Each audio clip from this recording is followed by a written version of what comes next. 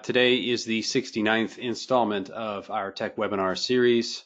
This is a series that we bring you almost every 2 weeks. No marketing, no fluff, just updates, what's new, cool stuff, tips and tricks. And definitely we always do a small campaign when we have a new product launch, and Servoy switched to quarterly releases at the beginning of 2019, and here we are at the end of 2019. So we name these releases in after the month that they're released in. So we had 2019-03 to start, then 6 and 9, and now we're at 12 for the fourth quarter. And you may have caught notes on the forum. Last week we released the first release candidate of this launch for Servoy Core, and we'll be making updates to that pending people's bugs and requests that are associated with that release, and we'll probably tidy that up and make a final cut of that just after the new year. So what's in this release? Per usual, there's a lot of small fixes. You can always go to the wiki.servoy.com and you go to the what's new page, or just the RC page, and you'll actually see the list of all the cases associated with this. There are literally dozens of them. Most of them are small fixes. There are also a few enhancements to the core, and I'll get to that in a few minutes. But at the same time, we try to coordinate all the extensions that we release around the quarterly release cycle. And I'm happy to say that we have, I think, at least 10 packages that are updated. And plus we'll be introducing a couple of new packages that we've been working on that if you were at Servoy World, you might have had a preview of. And we'll be doing that on Wednesday and on Friday. But I think it makes sense to go into a little bit of detail about what's in each one of these updates. And then I have reserved a time for a few small demos, but of course the stars of this week will come on Wednesday and Friday when we demo those new packages. We'll start with the Bootstrap Components package. This is really a standard package that has a list of usual business controls like text box and buttons and things like that. There were some fixes and a few enhancements. Most of those are around the calendar component as well as the tab panel, and I'll jump into a demo and show those in a minute. It's worth pointing out that there was a potentially breaking change as well. I like to always highlight those because when you do an update, there's a lot of documentation and things, and if you don't read everything, you might get caught with some warning or error that you're confused about. So trying to preempt that here. There are two types of components that were previously in this package called the form component and the list form component. Those have been deprecated from this package and moved to the default components that are installed by default in every project in Servoy. So if you were using these, you might get a warning or an error in your build markers in the developer. If you right-click those and select Quick Fix, it'll sort of re-import those packages from the proper location. So there's an easy workaround for that, but basically these have moved because they've become really core components of the platform. There's another. Sounds easy. Pardon, Peter? Oh, never mind. That sounds easy. There's another package that's been. It was actually our first extension package that we officially put on GitHub over, I don't know, three or 4 years ago, and it's called SVY Utils. It's a sort of low-level kind of programming utilities package for every little odd and end you can think of. As we're working on projects, helping customers, we come into little things where something took 5 lines of code, and we like to say, hey, well, why don't we make a method for that in a utility scope, and then it becomes only 1 line of code, and that sort of thing. We haven't updated that package in a really long time. And there were methods that had been deprecated and that sort of thing. So some major house cleaning going on there, although the number went only from 1.3 to 1.4, so not fully a major release, but some major house cleaning that was long overdue. And we'll be keeping this project, now that we got through that, we'll be keeping it up to date every quarter like all the others. And most of those are enhancements around data utilities and date utilities and quite some around the Excel utilities and some of the I/O and system and network and JavaScript. There's a whole bunch of scopes in there. If you've never used it, it's worth checking out. But that's been upgraded, and yeah, I'm not going to demo anything from that because it's mostly API, but all of the release notes for any of these packages releases are available on each one of their respective GitHub project sites.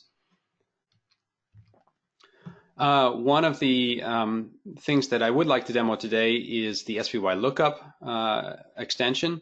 This is a module that allows you to show inline sort of searchable lookups in your applications without having to design anything up front. It's just a few lines of code and you get a nice pop-up screen that's fully searchable. It takes advantage of another package, the SVY search module. We introduced this maybe two and a half years ago. And it works nicely, but it hadn't been updated in a while, and we started to get some cases around it having to do with like multi-select or being able to show it as it normally shows as a pop-up like your inline editor type thing, but being able to show it as a modal or window type implementation. Also, we switched the implementation over to the NG grids, which are the more rich component. So now you can really extend it, and you can also make your own implementations of it without having to really write any code. So if you want to change the design or the overall layout, and I will sort of show a short demo of that as well. If you are building mobile applications that you like to release through the app stores and you like to have native integrations to things like the GPS or gyroscopes or the other available sensors or devices on the phone, you may be familiar with the SVY PhoneGap project. This allows you to bridge over and call some plugins on the native device. For example, I think we have camera and GPS and already a number of those in there. So this is an actual API that you get to use when you run the NG Mobile setup. We had some implementations with customers where they were using the Zebra barcode scanner, which is a popular vendor of the handheld laser barcode scanners, and they wanted to use that and capture the events of that. So there's an API and a Cordova plugins and such. So we made the bridge API to call that, so you don't have to get into down in the device. It makes it easy. You just call the API for that. So we updated that. It's a minor release, but it does add extra API for calling those scanners if those are types you use. If you have other devices that you're trying to use on a mobile application that connect and have APIs, and you would like us to explore it for you, just please make a post in the forum under the announcement we normally make for this webinar, or send me an email, sdevlin@servoy.com, and we'll take a look at your case. There's a utility plugin just around NG client, that's our HTML5 client, just general functionality, and a couple of items were added since the last release. This ships by default with Servoy, so think of it kind of like a core update.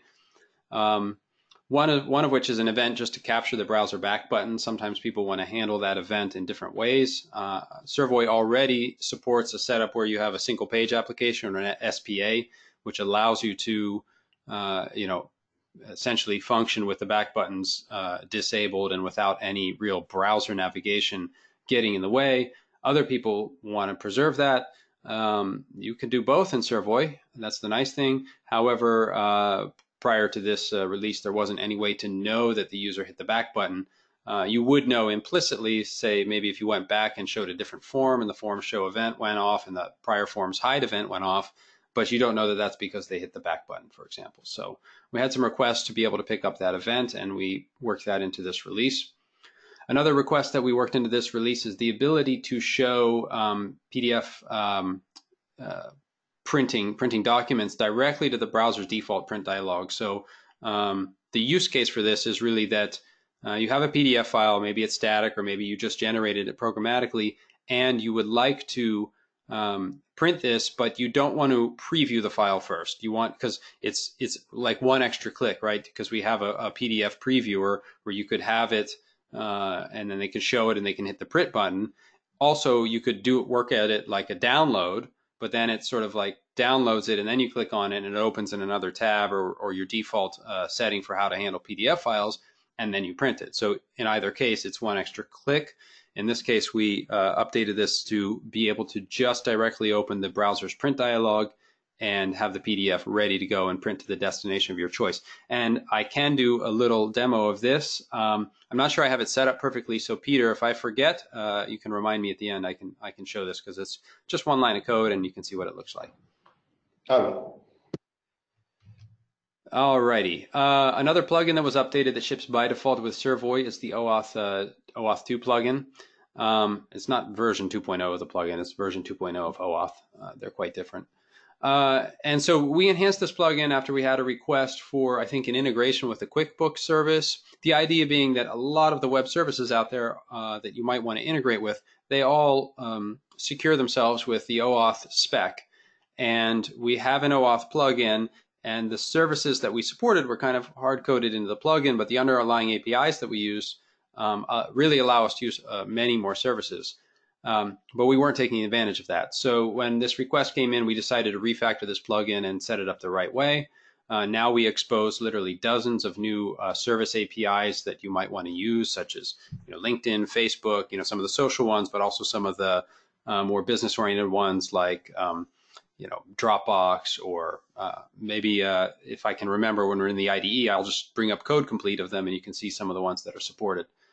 Also, we added a service builder class to this, and the reason we did that is before it was more of like a singleton method where you just said, create a service and you pass in a few arguments and you get the service. But a lot of these services have sort of custom options that are, required for some, but totally not relevant to others. And so it makes sense that instead of having a big overloaded method that accounts for everything, we instead make like a service builder factory type thing where you put in all the options and then you go and you build it. So we've done a few webinars on OAuth. I'm not going to get into all the details about this, but I'm happy to go in and show kind of how it works from a coding point of view. Another area of the application of the product that was updated is the NG desktop project. So this is a lot like the NG mobile project. It allows you to take an NG client application and distribute it in this case for native desktop. So it gives you access to file system, hardware, that sort of thing. So this project has been out for about a year now and has been evolving. And a couple of the things we did is we added some options to the branding settings. So now you can have a icon for when you export it, the image path for the sort of installer image when it's installing, some default sizes that you can set one time and then it will remember it. In addition to that, through the APIs, we added directory watching. So we had a file watch before, but it was only for watching files. Now you can monitor a whole directory and find out what goes on there. I'm not going to get into demoing that. You can check out the release notes and the updated APIs for that. However, we did a webinar on this project once or twice in the past, and if you're interested, I recommend you watch those and then catch up on the documentation and the release notes. One other feature that was added was the ability to set and get clipboard access. And that only reliably works through the NG desktop. It's not supported in all browsers, but it is supported in the desktop version, so we get access to that as well. Okay, some core updates that I do want to highlight, in addition to the many cases which you can check in the release notes, which are mostly fixes and small enhancements, are some changes that might mess with you a bit when you go to upgrade. We'd like to highlight these so that you don't have some mysteries when you make the switch. The first one here, if you are doing dynamic database server switching, I would pay attention to this. If not, you don't need to, but that's when on startup you have a reference database and then you dynamically forward all of the client's activity onto a clone of that database. So those of you who are familiar with this, you know what I'm talking about. One of the things that we fixed for that is that when you actually do the switch, it reloads all the I18N data. It didn't used to. It used to cache it up front, and then once you switched, if your I18N data was in one of the in the reference table, then it got cached and it got left there, and you may want to have different ITN messages or translations depending on which database they switch to. That's probably the right implementation. Now, if you had this set up and this wasn't a problem for you, and now it switches and for some reason your translations are different or they're not there, that's why. So this really only applies if you do database server switching and you do IETN and it wasn't a problem for you before that your IETN data wasn't refreshing after the switch, which could be entirely possible. I don't know. We don't know if it breaks for you, but now you know if you have a mystery there. Another thing we fixed is that locale formatting is now pegged to the country first and then the language.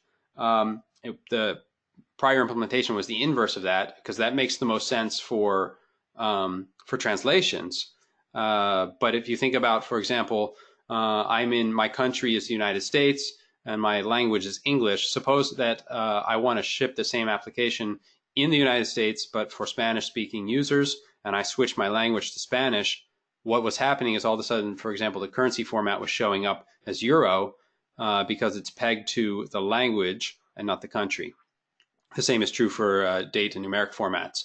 So if you think about it, that's kind of a backwards implementation, and we fixed that. So now if I'm in the US and I switch to Spanish, I still get US dollars as my default currency, unless I were to switch my country to Spain, for example. Then I would be, if I was in Spain but in English, I would still get euros. So it's the same thing in inverse. So that's a good thing. It's a good change. However, it might break some formatting for someone who wasn't expecting this. So keep an eye on that one.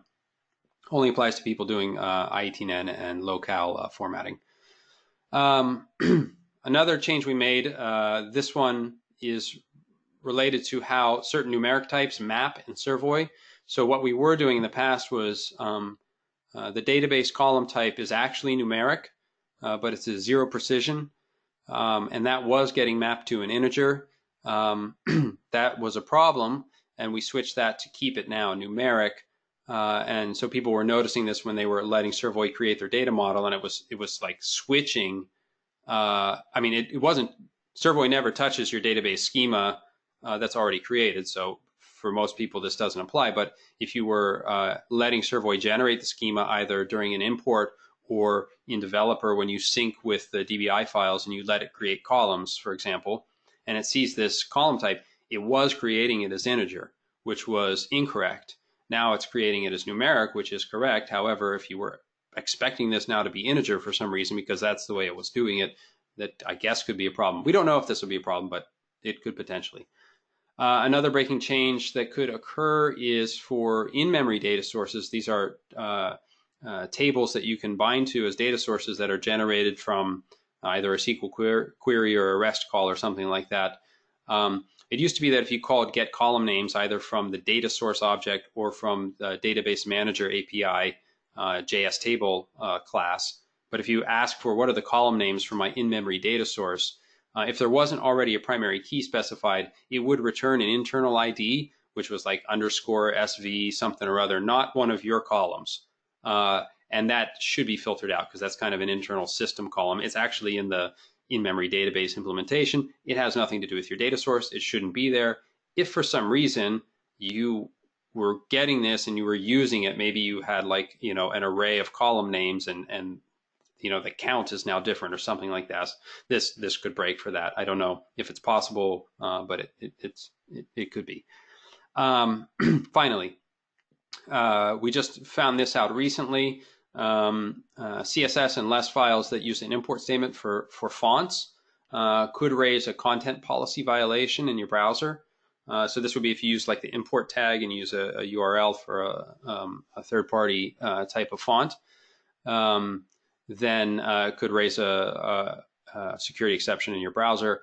And we just found this out. So we are working on a fix for it for the final release of this. But so if you see this for now, don't panic. We're working on a fix for it. It probably involves something like a setting to whitelist different sources where you can actually import stuff in your CSS and less files which are accepted. And we'll probably create that whitelist by default based on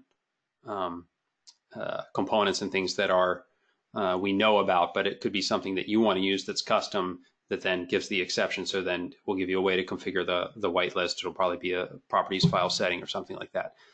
So there's a case for that now. That just came up recently, but don't panic if you see that. I guess a lot of people had just run into that. All right. Finally, some little bits and bots. We changed the Java version that ships with the complete installation. So now Servoy for a while has now shipped Java because of the changes to Oracle and OpenJDK, and that's a long backstory. But now we ship Java with Servoy, and we upped our version for this one. So now it's 13.01. There's a couple API changes. We have an add remove style class on responsive containers. That's just added. So if you're doing responsive design and you use those responsive containers, now you can dynamically, programmatically add and remove style classes. And the date API utilities has a third argument. It used to just be two, like the date and the format. Now has a third argument to plug in a time zone, and that's optional, of course. So you could put in something like +2 GMT or what have you. Okay, I think that covers everything. Now I'd like to go through a couple of demos. So I'm going to bring up Servoy Developer. Again, these will just be a couple quick demos, and we get into some nicer, fancier demos that show new stuff on Wednesday and Friday. However, there's a couple things. So Bootstrap Components had a major update. There was some enhancements around how calendars are handled. So one of which is keyboard shortcuts. I'm going to try this so you can see it by bringing up my touch keyboard and then coming in here to the calendar.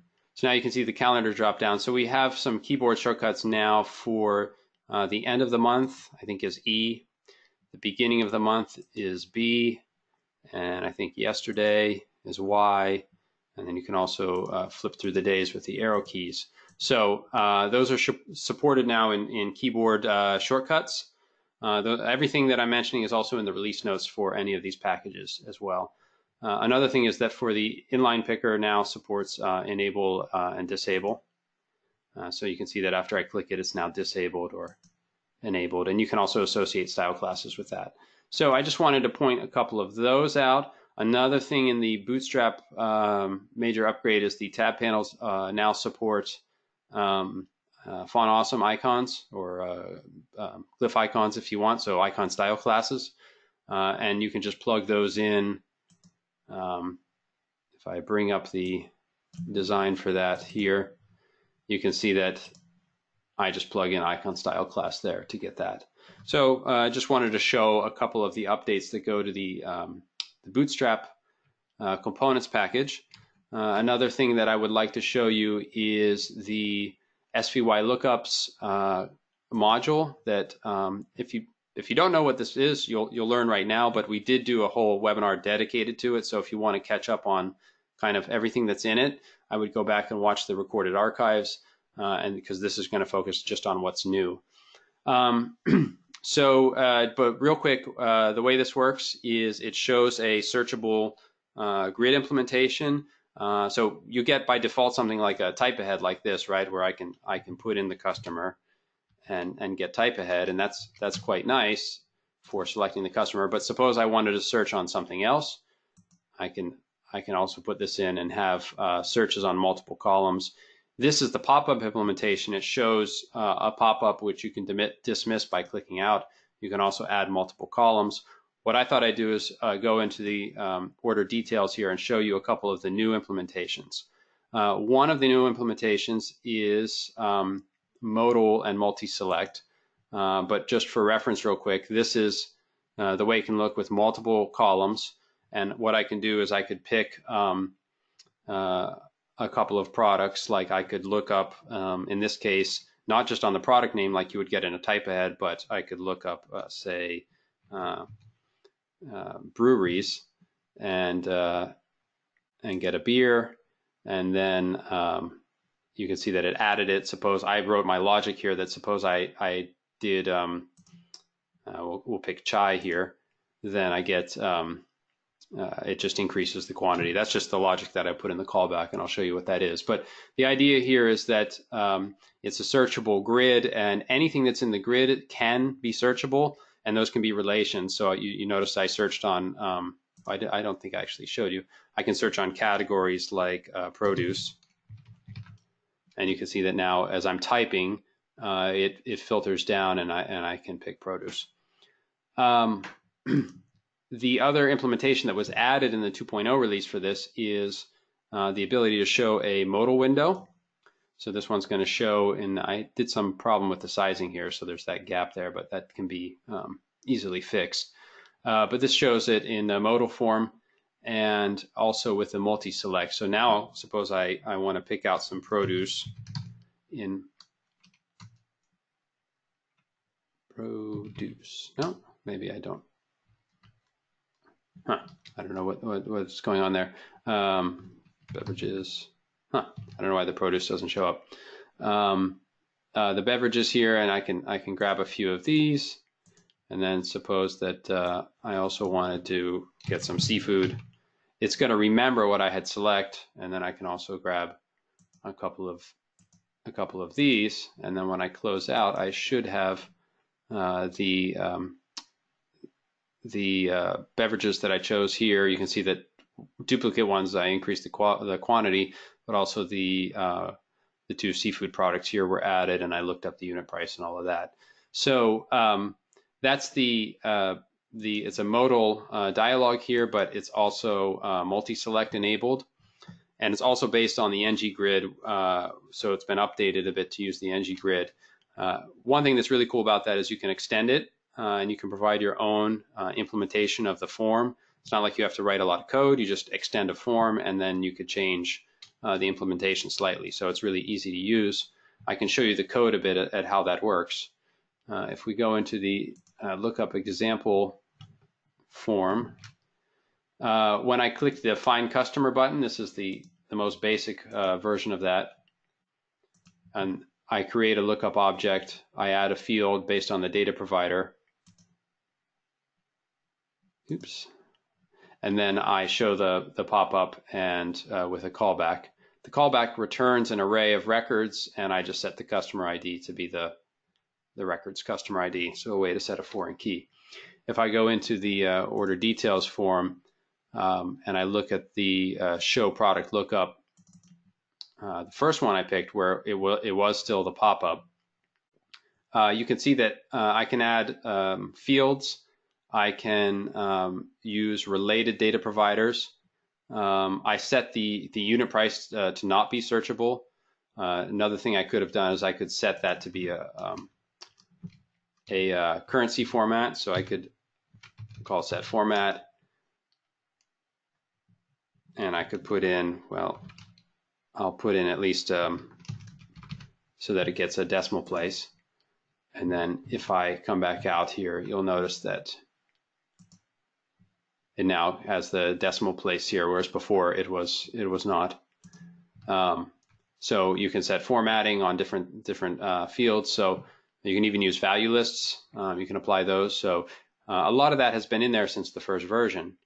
But some things we added, the ability to set style classes on individual fields as well, or style class data providers. But if we go and we look up at the multi-select one that I showed you, it's basically the same thing, but the two differences that I do multi-select true on this line, and then instead of show pop-up like I did here, I do show modal window, and I'm providing the same callback. And again, the callback just returns an array of records.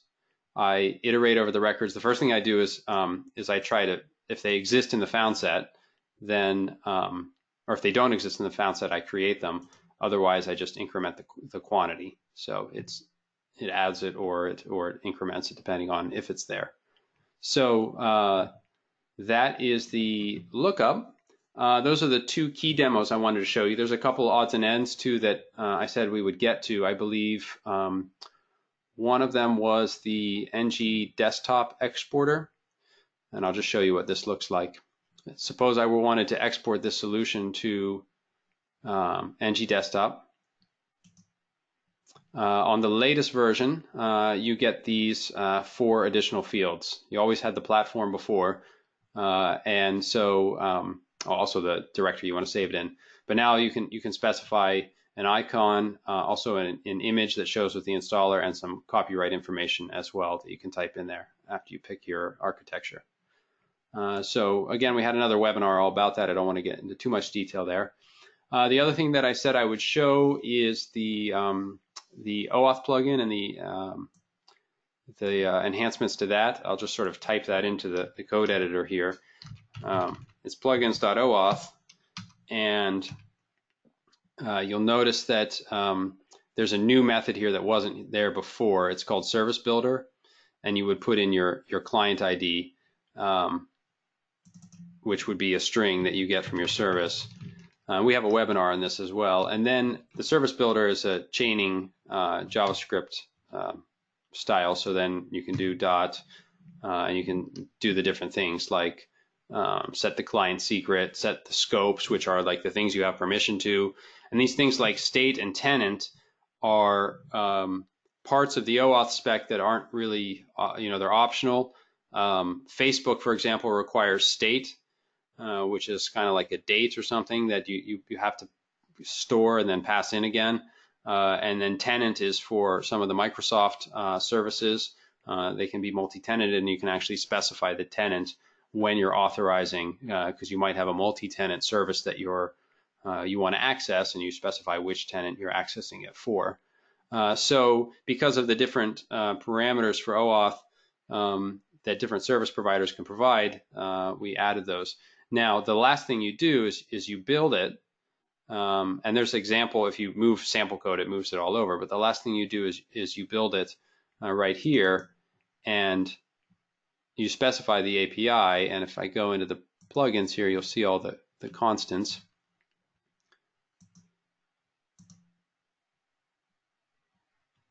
I believe it's OAuth. Oh, I forget. One of these has a OAuth providers. That should have been obvious. So now you can see here, I could pick any one of the supported providers in the list, and there's a lot more than there used to be now. So I just put that in there, and then it just at that point, when the code execution hits that, it sends out the authorization request. The browser directs to the third-party authorization. They fill in their stuff, and then it sends a callback back to your server, which you can handle in a deep link callback method, just the way that it was in the previous version. So that is new, and that's a really nice one, because now we support a lot more out of the box that weren't in there. Okay, I think we're starting to go over time. Peter, I'll ask you to help me with the question and answer. And if I forgot to demo anything, I can jump back in and show it. Let's do that, Sean. Okay. I've got a question of Abel Sears. The question is, how is the performance for this lookup when you have more than 500,000 records? Has any benchmark testing been done about this? Okay. Yeah, that's an interesting question. So the question from Abel is, how's the performance when you have a lookup, but the target table of the lookup is really large? That depends. It could be horrible, or it could be just fine. And what it depends on is what the lookup is searching on and how well the database is indexed. So the lookup under the hood doesn't do anything magical. It's all SQL based. In fact, it's based on the SVY search module, which is another extension that we've had for a really long time. And what that does is it generates SQL based on something the user types. Now, in most cases, what the user puts in doesn't really break or make the performance really bad. They can put in multiple terms, which I didn't show there, but you can put in like 2 words, and it will actually narrow down the search. So if I put in beverages and then I put in a supplier name, I would have gotten in my product search fewer results, because it would be restricted to both. And there's a whole webinar on the SVY search module, so I don't want to get too much into that. But to answer the question of Abel, what it does is it generates the SQL. So it's really up to the developer to not put in a column that is searchable that could be not indexed, and therefore make for a really poor performing query. There's different ways you can monitor what queries are sent. You can also programmatically get the query that will be sent out of the search API as well. But it's just like anything else in Servoy. You can build forms and write code that generates really poor performing stuff if you choose to. Yeah, that makes sense. Yeah. I think so far that was the only question. Okay. Did I forget to demo anything that I went through or said I would? Well, you promised the OAuth part, yes. And you did that, so that I know of. Okay, yeah, and there's demos of stuff that I didn't cover, and probably there's OAuth and NG Desktop and that sort of thing are already covered in prior webinars. Okay. Yeah. Well, thanks everyone. I just want to remind you that this is a 3-part series, so we'll be back on a Wednesday, and again, that's going to be about if you were at Servoy World and you were at the bright and early session of my colleague Paolo, he demoed some cool stuff we've been working on. He has wrapped that up and got it releasable. A lot of work, and I thank him for it. And we'd like to start to show some of that. So we're going to show the pop-up filter, which was a neat UX pattern for extending the functionality of grids. And then on Friday, we're going to get into some more comprehensive type framework stuff, like introducing navigation and combining it with security and that sort of thing. So those are some new packages that we're excited to release and get in the community and start to refine. And those will be more demo oriented. This was more of a hit you over the head with slides and tell you everything that's updated. So we'll be recording all of these, and you can check out the recordings for reference. Yes. All right. Thank you, Peter. All right. Thanks, Sean. All right. Bye for now. Bye-bye.